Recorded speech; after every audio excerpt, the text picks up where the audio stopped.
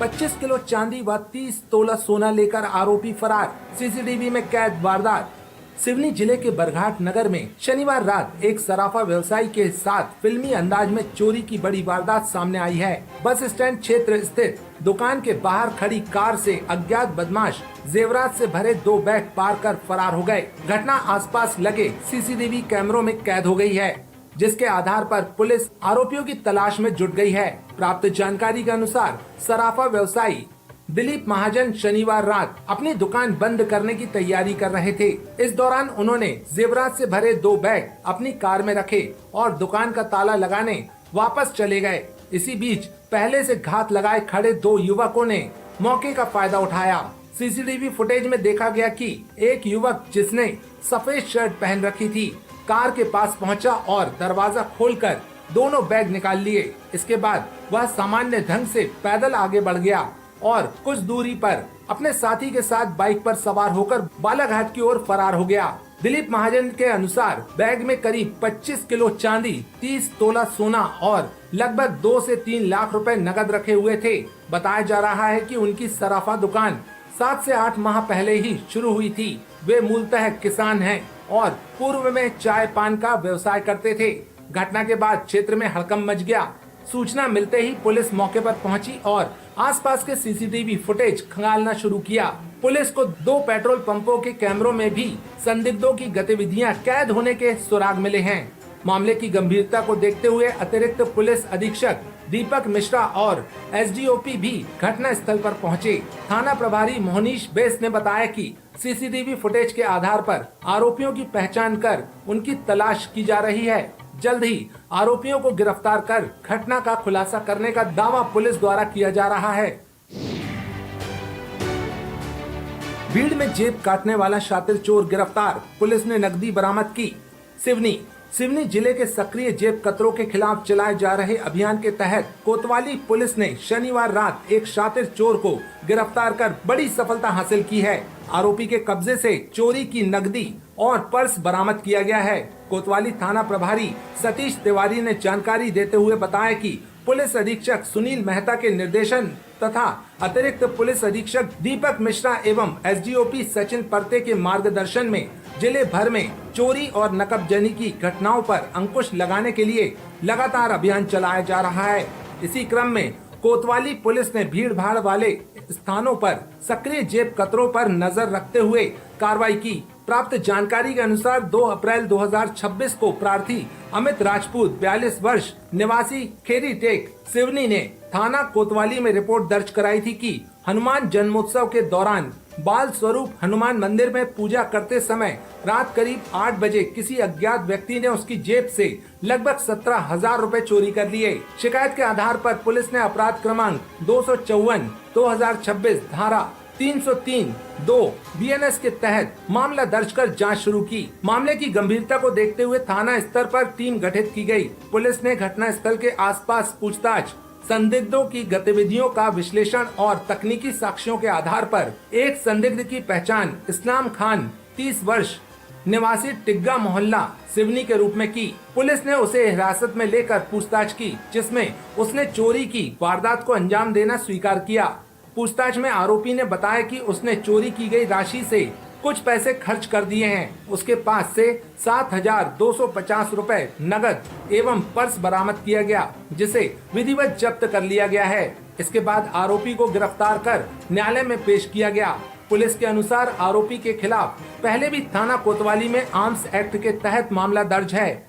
इस पूरी कार्रवाई में थाना प्रभारी सतीश तिवारी के नेतृत्व में प्रधान आरक्षक संजय यादव, मनोज पाल, मुकेश चौरैया और राजेंद्र राजपूत की महत्वपूर्ण भूमिका रही। दमोह में बिजली चोरी पर कड़ा प्रहार, नूरी नगर में छापेमारी, 35 उपभोक्ता पकड़ाए। दमोह शहर में बढ़ते लाइन लॉस और राजस्व नुकसान को देखते हुए बिजली विभाग ने बड़ी कार्रवाई करते हुए बिजली चोरी के खिलाफ सघन अभियान चलाया है। मध्य प्रदेश पूर्व क्षेत्र विद्युत वितरण कंपनी के दक्षिण संभाग दमोह की इस कार्रवाई से अवैध रूप से बिजली उपयोग करने वालों में हड़कंप मच गया।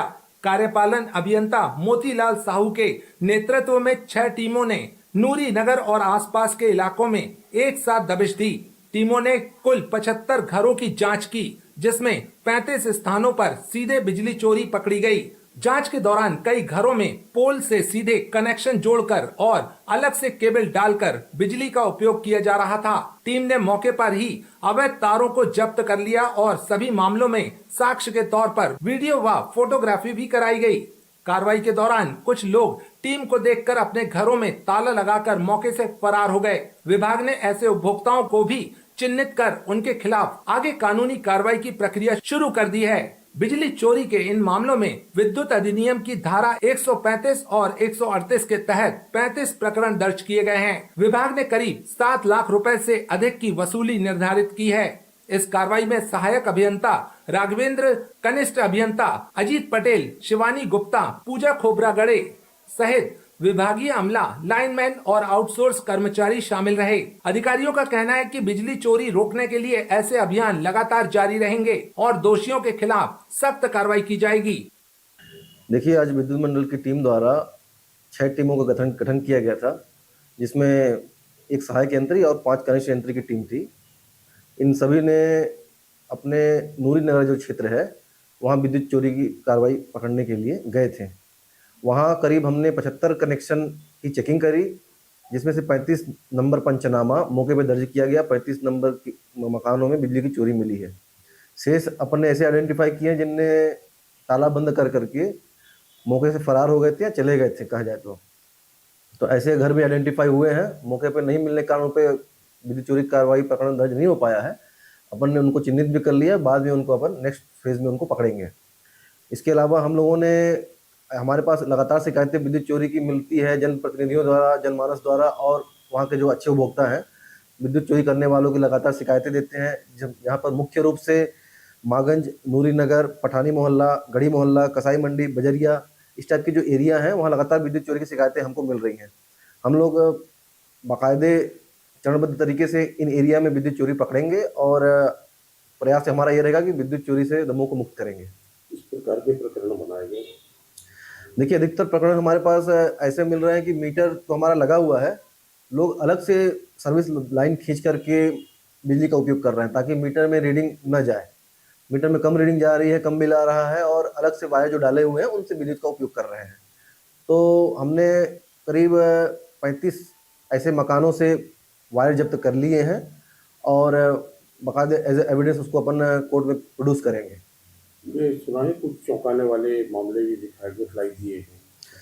हाँ, एक मामला हमको ऐसा सामने आया है कि एक मोटी केबल के माध्यम से एक मकान पर जंक्शन पॉइंट बनाया गया था, जहां से 5 मकानों को बिजली बेची जा रही थी अवैध तरीके से। तो उसमें भी अपन ने कार्रवाई किया है। संबंधित जो था 5 मकानों को जो बिजली दे रहा था, बाकायदे उससे पैसे की वसूली भी कर रहा था, तो उसमें भी अपन ने कार्रवाई की है। गुरंदी बाजार में भीषण आग से हड़कंप, 3 दुकानें हुई राख, लाखों का नुकसान, 6 दमकल वाहनों ने आग पर पाया काबू। जबलपुर के व्यस्त गुरंदी कबाड़ बाजार में रविवार सुबह अचानक लगी भीषण आग ने पूरे इलाके में दहशत फैला दी।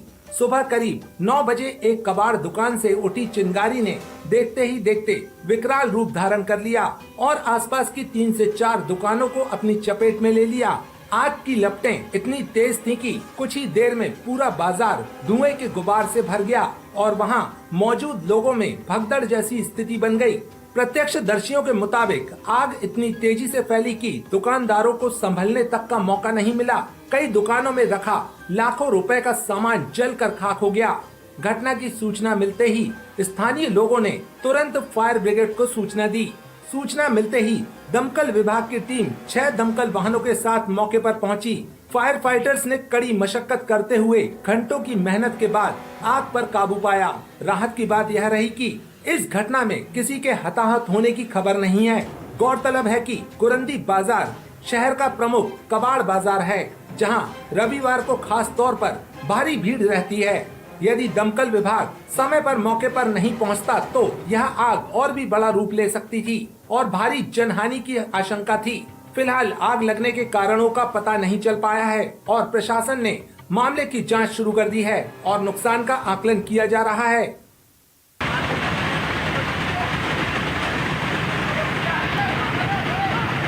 सुबह करीब 9 बजे हमारे कंट्रोल रूम में सूचना मिली कि गुरंदी मछली बाजार के कुछ दुकानों में आग लग गई है।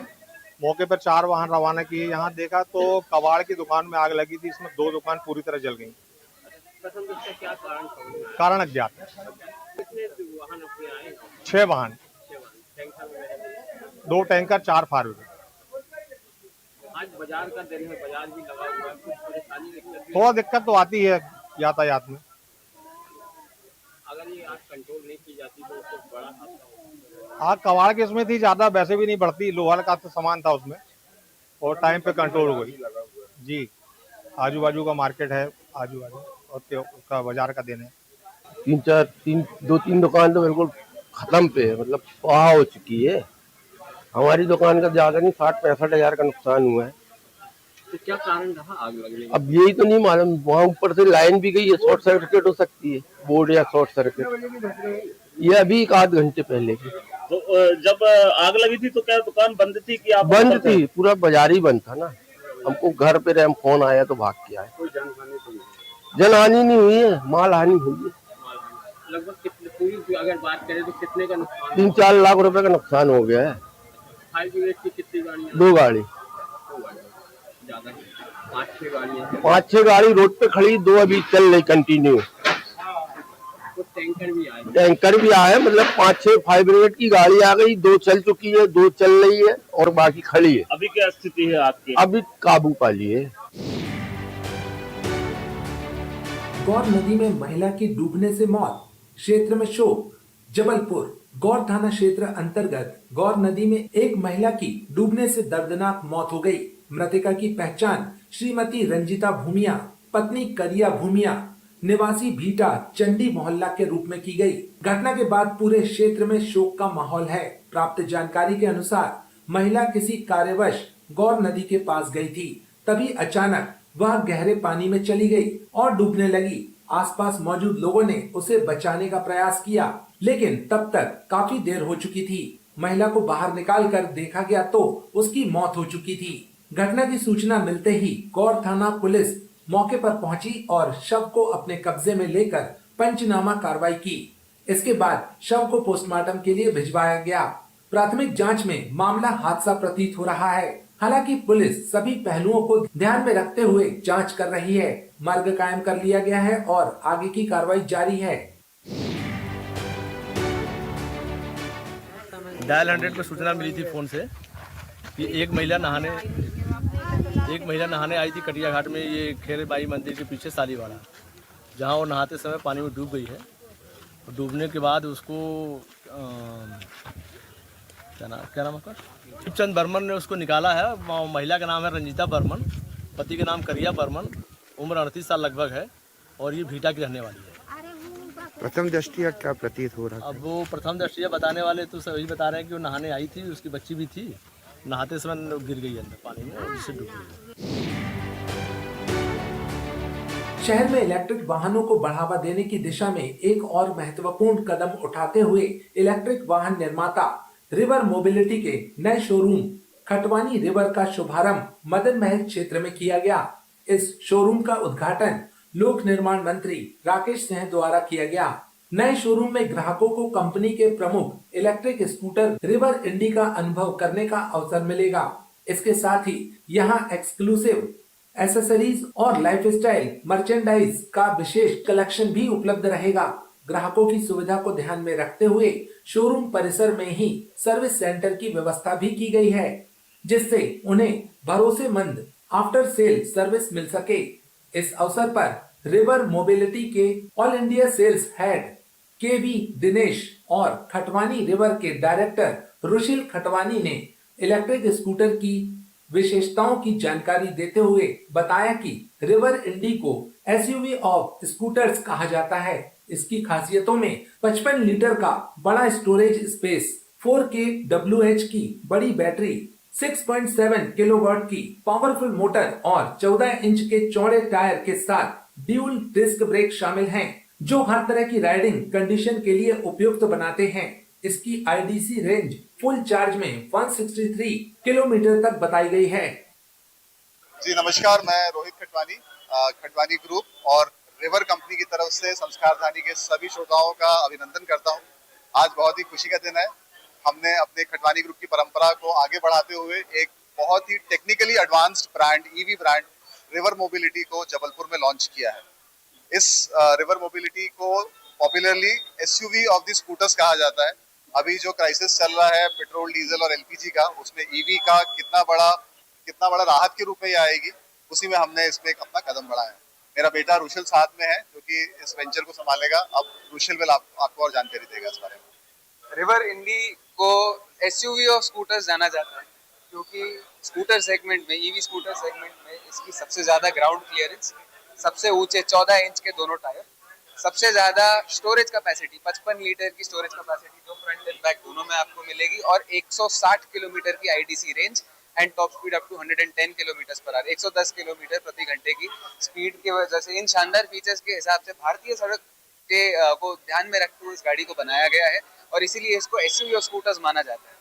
मेरा आप सबको आमंत्रण है, हमारे मदन महल में स्थित रिवर शोरूम में आइए और इस शानदार गाड़ी की टेस्ट ड्राइव लीजिए। हमारे नगर के प्रतिष्ठित खटवानी ग्रुप में एक नई गाड़ी जिसका नाम रिवर है, इलेक्ट्रिक ईवी जो लॉन्च की है, इसकी बड़ी विशेषताएं हैं। स्वयं मैंने ही इस गाड़ी की पहली बुकिंग की और मैं ही आज इस गाड़ी को पहले उठा रहा हूं। यह गाड़ी अत्यंत सुविधाजनक है और सुरक्षित है, और सबसे अच्छी बात यह है इसकी चार्जिंग कैपेसिटी बहुत अच्छी है और चलने में बहुत ही आनंददायी गाड़ी है। आप सब लोग आकर के इस शोरूम में इस गाड़ी का आनंद लीजिएगा और इस गाड़ी का उपयोग कीजिएगा। पेट्रोल की इस क्राइसिस में ये गाड़ी वरदान साबित होगी, इसमें दो मत नहीं। अपने घर में चार्जिंग कर करके उपयोग करें। बहुत बहुत बधाइयाँ। भाजपा स्थापना दिवस पर 1041 बूथों पर कार्यक्रम। संभागीय कार्यालय में फहराया गया ध्वज।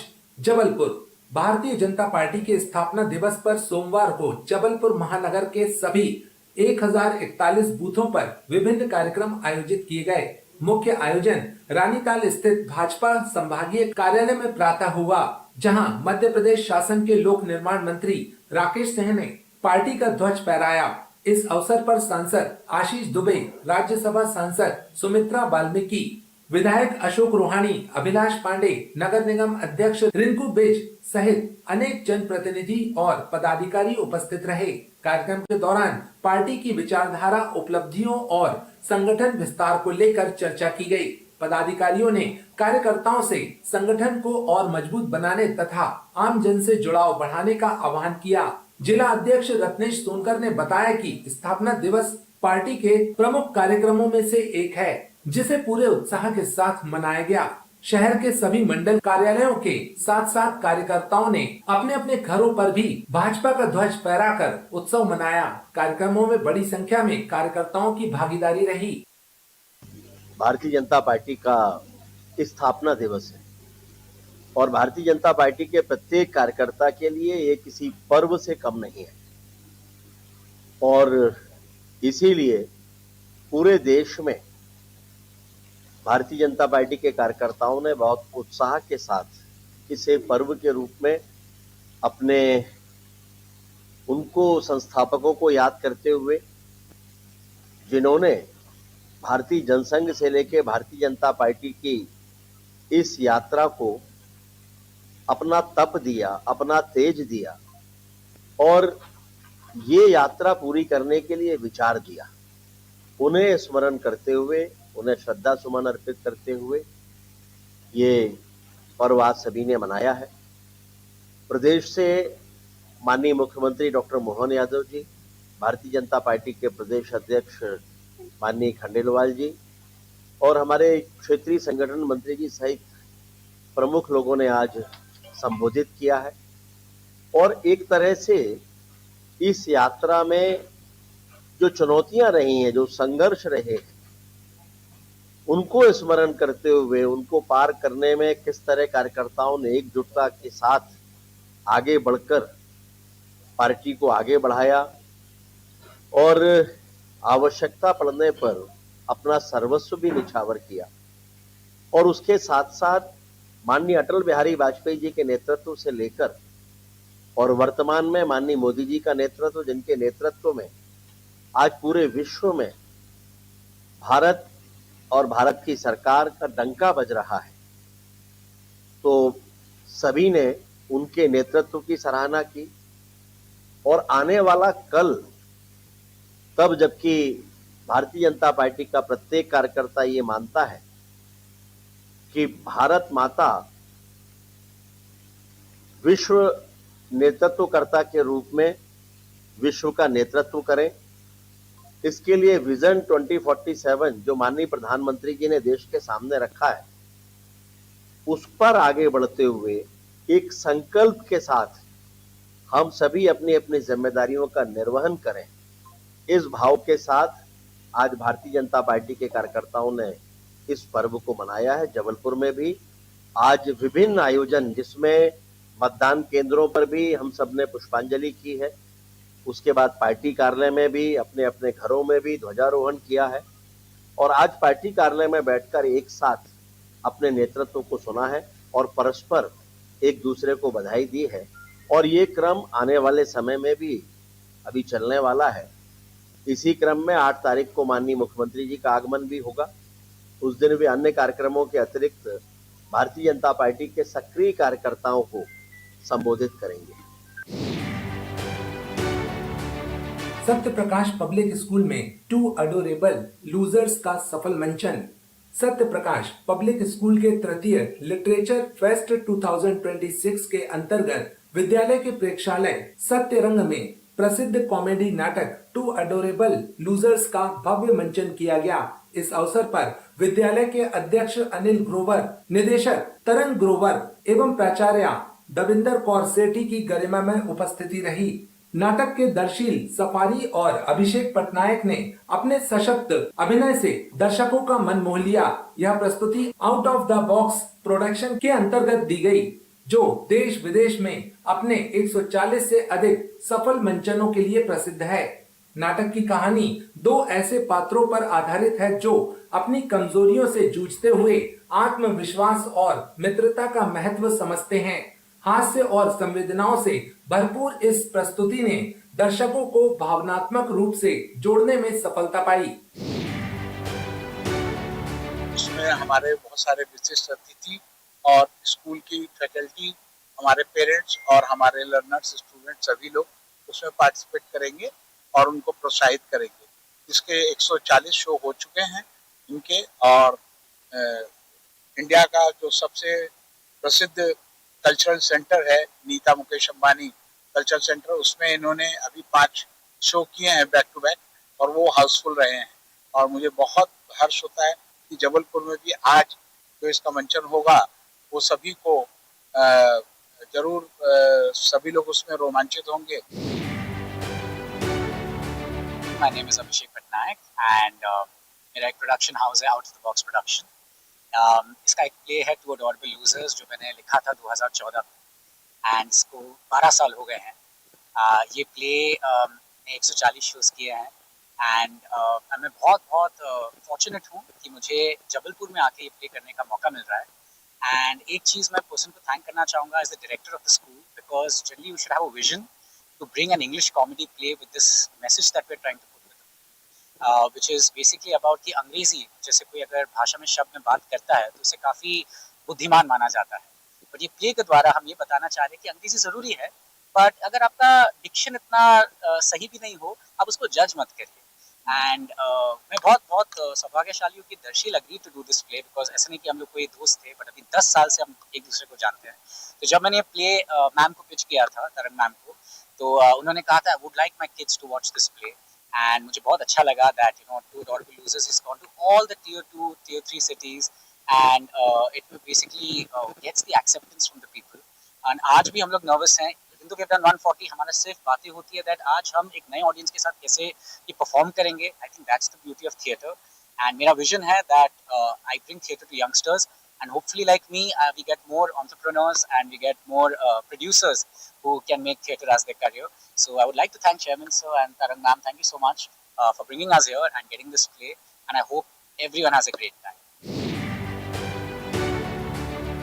हाय, मैं हूँ दर्शील सफारी और यहाँ जबलपुर में अभिषेक और मैं पहली बार आए हैं हमारा प्ले लेकर जिसका नाम है 2 अडोरेबल लूजर्स। खुशी की बात यह है कि हमारा 140th शो होने वाला है यहाँ पर एंड हमने ये play all around India perform किया है इन for the army, the navy, all the boarding schools. हमने नीता मुकेश अंबानी कल्चरल सेंटर में रिसेंटली परफॉर्म किया है 5 back to back housefull shows, NCPA में 8 shows back to back housefull दिए हैं एंड ऑनेस्टली ये सारी चीज़ें हमें हमारे लिए एज एक्टर्स इतनी एनकरेजिंग है क्योंकि ये एक ही चीज़ दिखाती है हमारे ऑडियंस का हमारे लिए जो प्यार है, जो उन्हें भी एंटरटेन होना और हमें उनको एंटरटेन करने की जो हमारी भूख है। सो हमें ये पूरा करने का मौका मिल रहा है जबलपुर में, यहाँ पर सत्य प्रकाश पब्लिक स्कूल में आकर अनिल जी एंड मैम और सभी लोगों ने हमें यहाँ पर बहुत एनकरेज किया है, इतने लोग आ रहे हैं। सो हम काफ़ी एक्साइटेड है इसके लिए एंड लुकिंग फॉरवर्ड कि हम यहाँ पर और आते रहे और शोज करते रहे। बहुत अच्छा अनुभव रहा है। मैं ऐसा सोचता हूँ कि मैं बड़ा हुआ हूँ कैमरा के सामने एंड बहुत कुछ सीखने मिला है एंड